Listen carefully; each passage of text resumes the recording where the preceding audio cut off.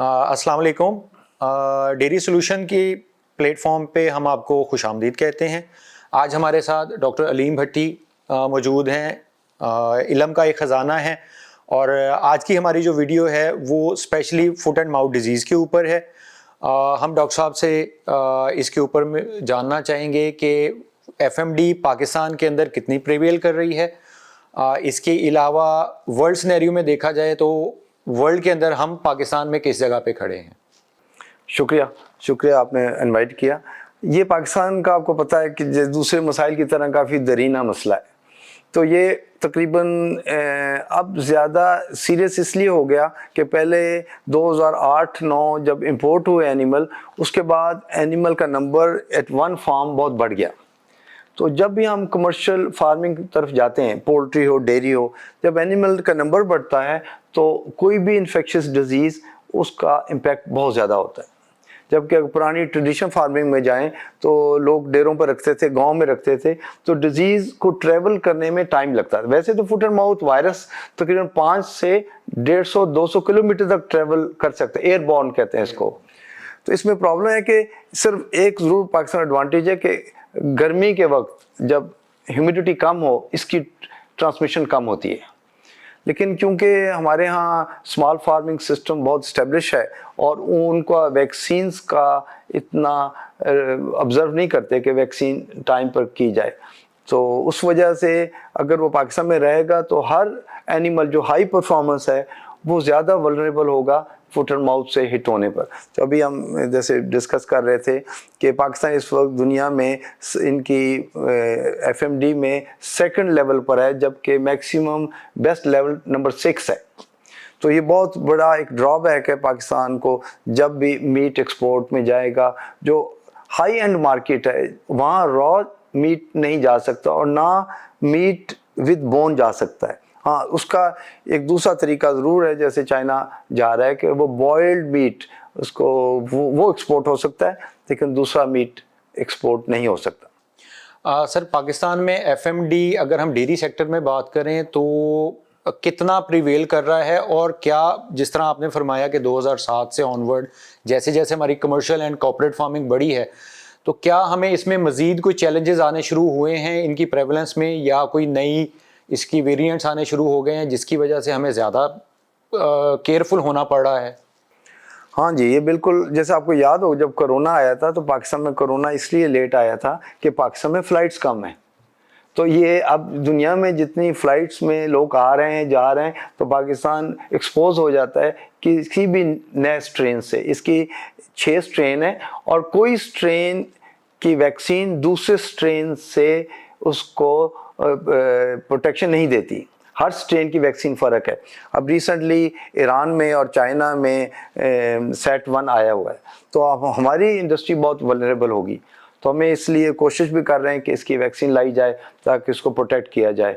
तो ये बहुत ज़्यादा, अब पहले स्मॉल फार्मर में ये इतना लॉस पर फैमिली इतना नहीं करेगा, लेकिन अगर कॉर्पोरेट फार्म में अगर 3-4 हज़ार एनिमल है तो उसमें इम्पॉसिबल होता है अगर वो स्ट्रेन आ जाए।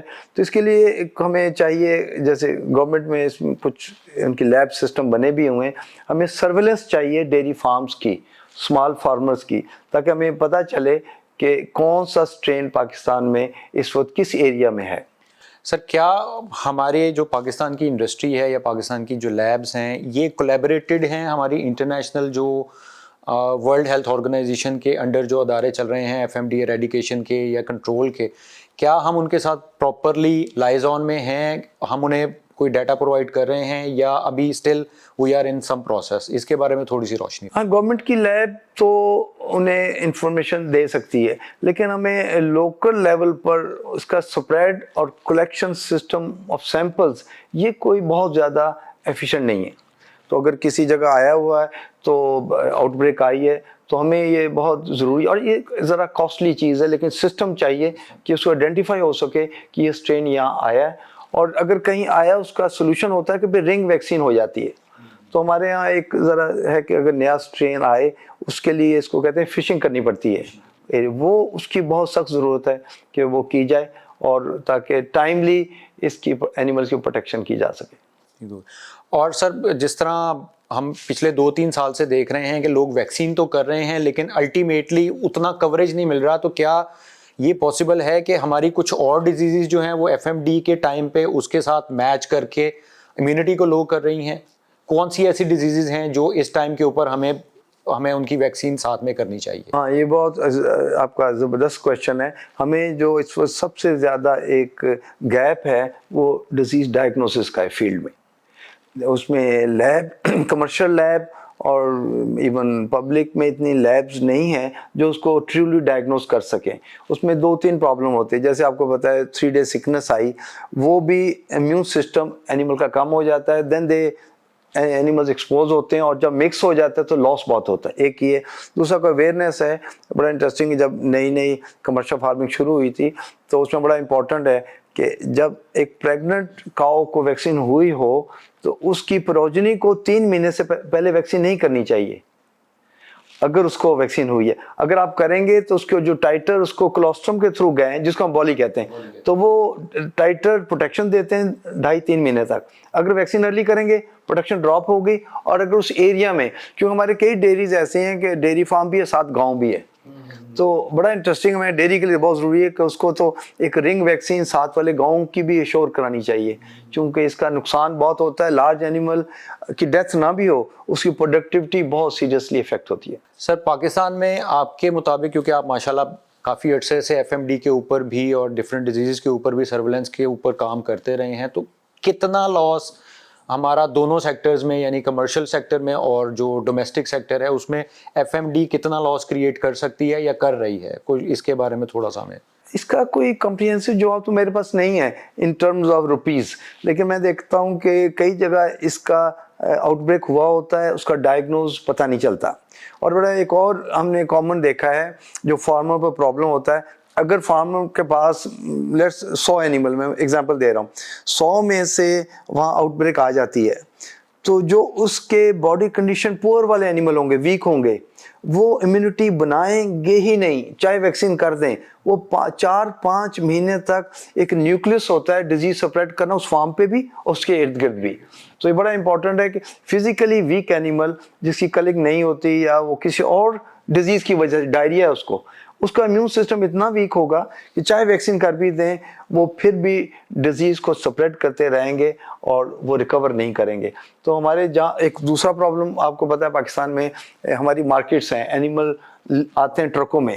ہاں، جو ایگزیکٹلی اولڈ بھی ہیں اور کچھ ہاں گورنمنٹ. ہاں، یہ کیٹل مارکیٹ پچھلی صدی کا ایک سسٹم ہے جب یہ آئی ٹی نہیں تھا. تو اب cattle market serve as a mixing vessel. وہاں ہر ایریا سے آ رہے ہیں جو ہیلدی اینیملز ہیں، وہ وہاں سے پک کر کے آپ اس کو فیٹنگ کے لیے خریدتے ہیں تو آپ کے پاس چلی جاتی فٹ اینڈ ماؤتھ. تو اس کے لیے میرے خیال فیوچر میں ان مارکیٹ سے ہمیں کچھ، اگر ہم اس کو چینل کر سکیں تھرو اپنے فون سے آئی ٹی واٹس ایپ، اور اس سے لنک کر سکیں سیلر اور بائر. اس وقت تو خیر پاسبل نہیں ہے لیکن میرے خیال یہ ضروری ہوگا.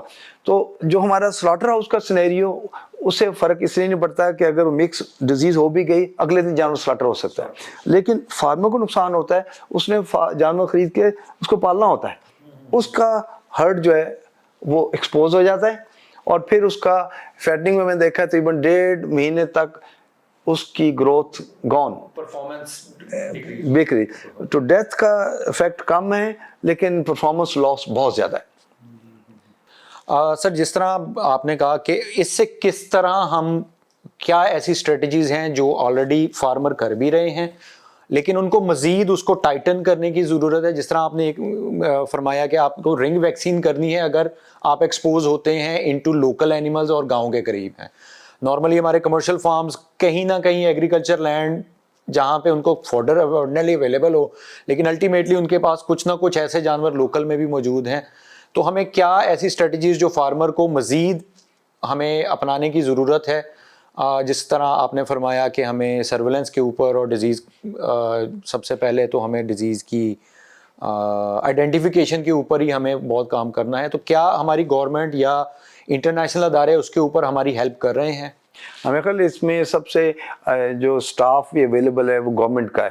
تو ہم تو گورنمنٹ کو بھی سجیسٹ کرتے ہیں کہ وہ میڈیسن پرچیز کی بجائے وہ سرویلنس پر چلی جائے, ریگولیشن پر چلی جائے.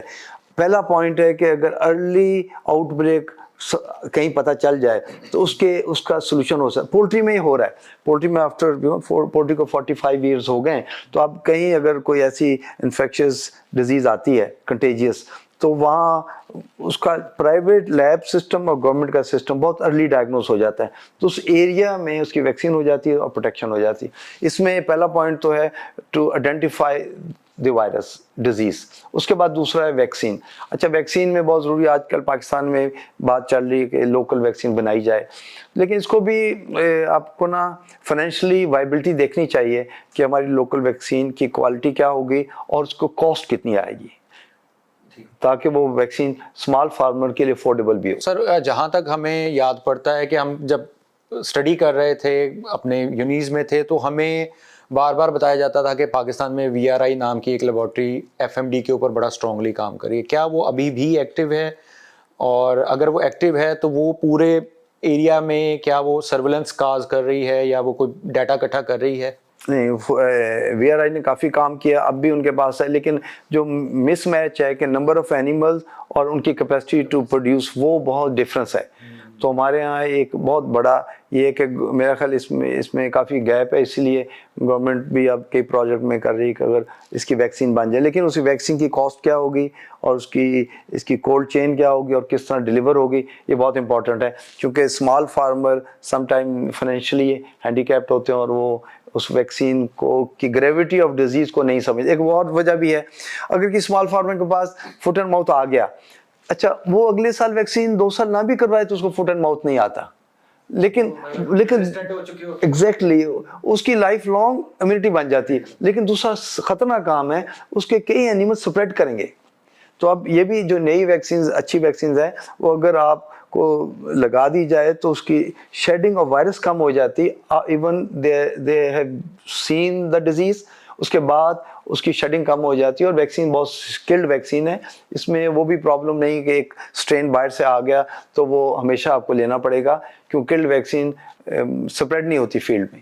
سر, آپ کے ایکسپیرینس میں وہ جو کنٹریز جو لیول 5 اور 6 کے اوپر ہیں, ہم کس طرح ان کو میچ کر سکتے ہیں یا وہ ہماری کس طرح ہیلپ کر سکتے ہیں؟ اگر ہم گورنمنٹ لیول کی بات کریں یا ایون چونکہ ہماری انڈسٹری از فلرشنگ, ہر سال ڈیری کے اندر کوئی نہ کوئی کارپوریٹ فارمز ایڈ ہو رہے ہیں, کمرشل فارم تو بڑی تیزی سے اپ گریڈ ہو رہے ہیں, تو کیا ایسے میئرز ہیں جن سے ہم لیول 2 سے لیول 5 اور 6 کے اندر جا سکتے ہیں؟ اچھا, یہ بڑا اہم سوال ہے. اس میں تو رول گورنمنٹ کا بہت اہم ہے کہ گورنمنٹ کا جو ویٹنیرین ہے انہیں فوکس کرنا پڑے گا کہ اس کا سرویلنس ڈائگنوسس. دوسرا بہت اچھا آپ نے بات کی, اگر کارپوریٹ اور کمرشل ڈیری والے اپنا یہ ایکسپیرینس گورنمنٹ کے ویٹنیرین سے شیئر کریں تو ان کے لیے بہت یوزفل ہوگا. ان دونوں میں جو گیپ ہے وہ بہت امپورٹنٹ ہے, اس کو کم ہونا چاہیے. کیوں ان کے experience, they have huge experience of 18 years facing foot and mouth in different years. وہ ایکسپیرینس ان کے ساتھ شیئر ہو, اور ہمیں لیب کو امپروو کرنا پڑے گا کہ اس کی سیمپلنگ ہو اور ٹائملی اس کا پتہ چل سکے. پروٹیکشن بھی ہم اس کے ٹائٹرز دیکھنے پڑتے ہیں, جیسا آپ کو یاد ہے کرونا میں بھی ایک تو PCR ہوتا تھا, ایک ٹائٹرز ہوتا تھا, تو ٹائٹر ول ٹیل یو کہ اس میں پروٹیکشن لیول کیسا ہے. اس کے علاوہ سر, ہم اپنے فارمرز کو کیا میسج دینا چاہیں گے؟ کون سے ایسے ٹائم لائنز ہیں جن کے اندر یہ پریولنس زیادہ ہوتی ہے, اور ہمیں کہاں پہ آ کے ویکسین امپلیمنٹ کرنی ہے, اور کہاں پہ ہمیں ان کے ٹائٹرز کو چیک کرنا ہے فریکوینٹلی, یا کوئی بھی ایسی سجیشن جس سے فارمر ہمیں جو ہے وہ بہتر گائیڈ ہو سکے؟